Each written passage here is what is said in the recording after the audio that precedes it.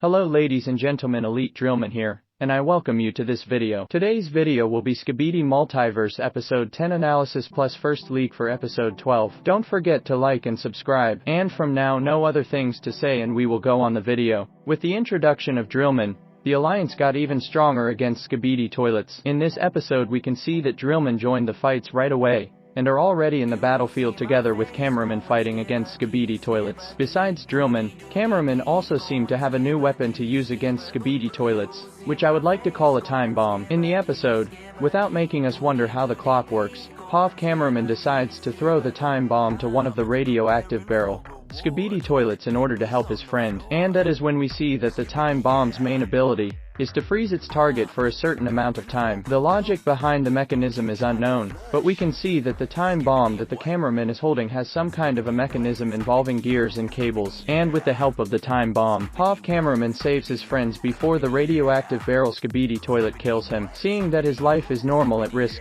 the cameraman decides to start mocking the Skibidi toilet by dancing around him, and he eventually flushes the toilet straight to the sewer. But our comedian cameraman seems to be celebrating early because 3 seconds later he's cut into pieces by the buzzsaw toilet. Remember kids, war is a terrible thing, but if you somehow happen to find yourself in the battlefield someday, don't ever forget to look behind your back before celebrating, or your head might get chopped off like a comedian cameraman anyways. After that little funny moment, POV cameraman tries to assess the situation by watching where the buzzsaw Skibidi toilet is going, and that's when him and the drillman next to him sees that they're outnumbered by Skibidi toilets, and they need to come up with a plan to get out of this situation. After thinking about it for a second, the drillman seems to have a plan to save themselves from the situation. I don't really know if it's the lack of oxygen to his brain because of the shocking situation, but this guy's brilliant idea is to dig a hole using one of his tools, probably hoping that they could hide it under a tunnel until the Skibidi toilets are gone. I literally had the same reaction as our POV cameraman, because I didn't even understand why the drillman thought this was even a good idea. It is no surprise to me that seconds later a mutant Skibidi toilet holding a chainsaw spotted their location, and decided to teach them a lesson for acting so goofy. I think this is the first time I'm actually seeing a mutant Skibidi toilet holding a weapon in their hands in the Skibidi toilet series. I mean, they all had weapons attached to their bodies before, but now I think they decided they can use the weapons dropped onto the ground in the battlefield. The mutant Skibidi toilet didn't really have the chance to have fun with this chainsaw though, because TV men have once again arrived to save the day for the first time. We're seeing that toilets are also capable of providing intelligence information between themselves. This new Skibidi toilet, which I will call a satellite toilet, seems to have the capability to track nearby enemies to warn other Skibidi toilets beforehand. His warning seems to have been a little late though, because before the Skibidi toilets had the time to react to the incoming TV man, a clockman teleported to the battlefield alongside with the TV man. Knowing clockman's ability to freeze time, Skibidi toilets tried to stop the clockman, but they were too late. The clockman freed the entire battlefield, and bought time for the alliance to regroup and reposition. Here, we once again see that clockmen have a time limit to their time phasing powers, because the clockman hints to our POV cameraman, with his hand probably saying, "Look, time is ticking, you need to move." By taking advantage of the clockman's powers, the alliance's troops all start running to the building, which we will talk about in the upcoming sections of the video in detail. Along the way, they don't forget to take out a couple of Skibidi toilets as well. Our POV cameraman even doesn't forget to give a nice little smack to one of the Skibidi toilets along the way as well. Just as the alliance thought they were safe, the clockman's time freeze was over. An infected Titan cameraman arrived in the battlefield to help Skibidi toilets. If you remember from previous episodes, infected Titan cameraman was actually defeated by Titan clockman, but he was brought back to life and defeated Titan clockman in the end. Speaking of Titan clockman, we will see more of him in the upcoming sections of the video, so stay tight and keep watching. The arrival of infected Titan cameraman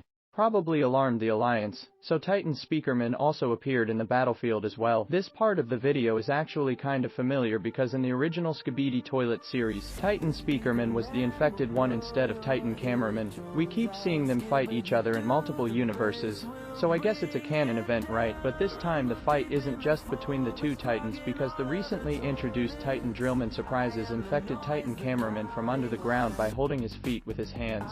Here we can see the teamwork of Titan speakerman and Titan drillman, because as if they planned this ahead. Titan Speakerman immediately tries to remove the parasite Skibidi toilet from infected Titan cameraman, only to fail and fly away seconds later. It is actually no surprise to me that Titan Speakerman failed to separate the parasitor Skibidi toilet from infected Titan cameraman, because in the previous episodes we've already seen that Titan Clockman failed trying to do the same thing too. It is simply impossible to separate the parasite Skibidi toilet from infected Titan cameraman by hand without killing him. Titan cameraman manages to break off Titan Drillman's trap and tries to fly away. Drillman seems to have not given up though, because he still holds on the infected Titan cameraman by using his claws. Titan Speakerman also commands our POV cameraman to get inside. This is the last time in the episode that we see the three Titans. This building contains the dead body of Titan Clockman, and it is left to rot, laying next to the wall. Apparently, Skibidi Toilets decided to hide Titan Clockman's body from the Alliance. A few seconds after the Alliance enters the building,